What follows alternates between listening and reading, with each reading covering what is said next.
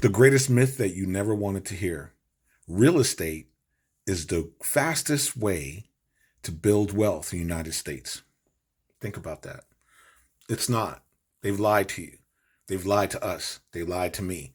I did a lot of real estate in my life, and that is not the fastest way to generate wealth. And I'm going to show you the fastest way to generate wealth. And it's a very simple process. Banks use it. Family offices have used it. They use it differently. So I'm going to show you a different structure than what they do. But let's just get to it because real estate is not it. Okay. And at any moment we can have a conversation and I'll compare them penny for penny, dollar for dollar, all the way for the next 15 years. And you'll see the math. The math works. So here's how this is done. Number one, you want to become a private lender. If you're already loaning money to real estate investors so that they can fix a property, renovate the property, flip the property, whatever they're going to do, you're thinking in your mind, well, I can put that money out there, 100 grand, 50 grand, 200 grand, whatever the number is, and I'm going to get my money back. And if I don't, I'm going to put a lien on the property at the beginning of the deal so that should anything go wrong, then I can recoup some of my money. I can go foreclose on that property and take that property back. Well, here's the reality of that. That's a reactive investment. That means something has to go wrong in order for you to take possession.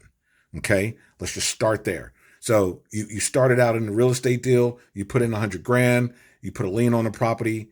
They're going to take that money that you loaned to them. So you already understand the borrowing component. You're already loaning money out there. And then in that position, if they fail or if they default, then you react by getting your attorneys foreclosing, yada, yada, yada, yada.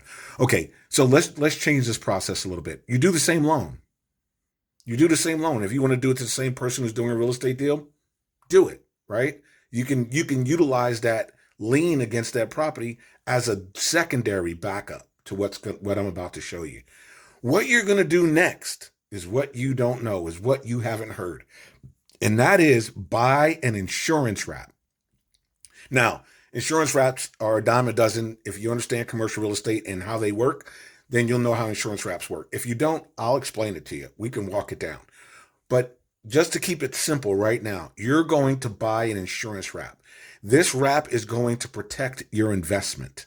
Okay? Some people call this buying your own collateral, which is no different than in real estate. If you put the money up, you put a lien on the property, you've essentially bought your own collateral, right? So let's not get that twisted.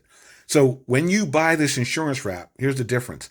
The insurance wrap is going to have a value of 6 times the loan amount, right? Normally when you do a real estate deal, you're doing 70% LTV, 65% LTV, 75% LTV, sometimes 80 LTV when you're loaning to an investor to do repairs and fixes, okay?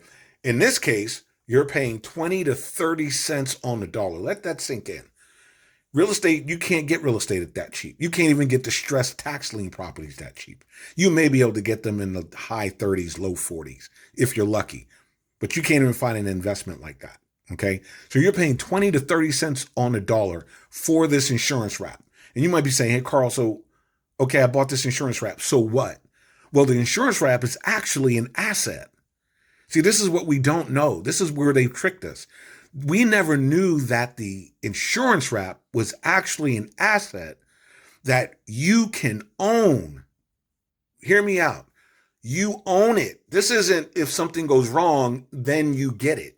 You own it. The moment you bought it, you own it. That value, $300,000, is yours.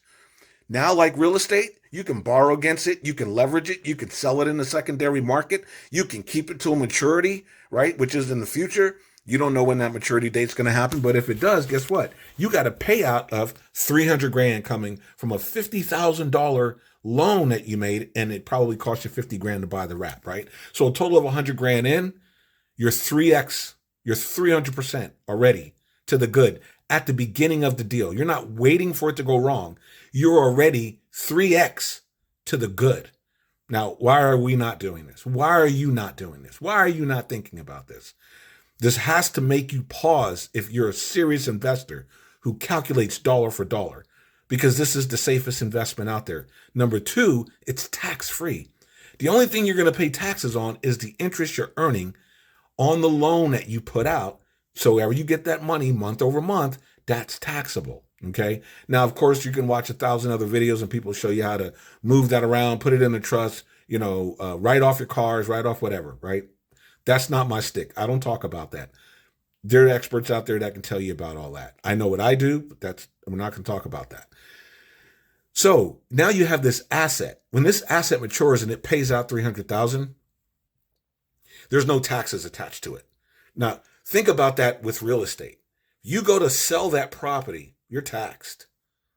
You're taxed immediately. In fact, whether you sell that property or not, you're taxed every year on the property, right? In the county. The county's going to tax you. It's called property taxes, right? And then you borrowed money to get into the deal by putting 10% down, which some people think is a great deal, right?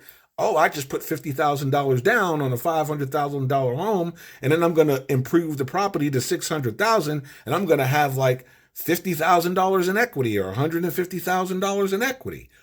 Yeah, but you still have a note, and it's eating away at your interest, right? And one can wipe out the other because you have borrowed money, plus you have income, so one can write off the other. Yeah, I understand all of that.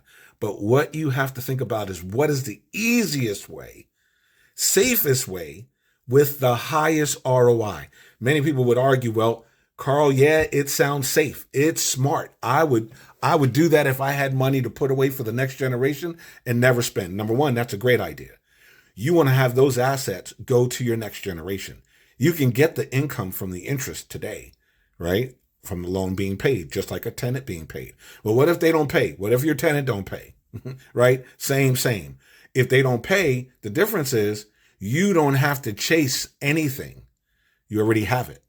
You had it from the day the loan was issued. And that is the difference between utilizing an insurance wrap and investing in real estate. Now, by no means am I saying real estate should not be invested into. No, you should invest in real estate. If that is something that you like to do, do it. But don't do it thinking it's the best way, because it's not the best way. We believe it's the best way because that's what we've been told. But that is not the truth. The truth is utilize your insurance wrap for an asset that holds a value tax-free to a future date. Right? If you need to borrow against it, you can do that. The difference is when you borrow against it, you're going to utilize that money to do it again, right? Just like a Burr method, right? They rent it, refinance it over and over and over and over and over and over again, right? The difference is as you're doing this, every time you do a deal, you're 6xing the amount of money that you have. Let that sink in. If you're interested in learning more about this type of strategy, put DCIM in the comments and I'll hit you up.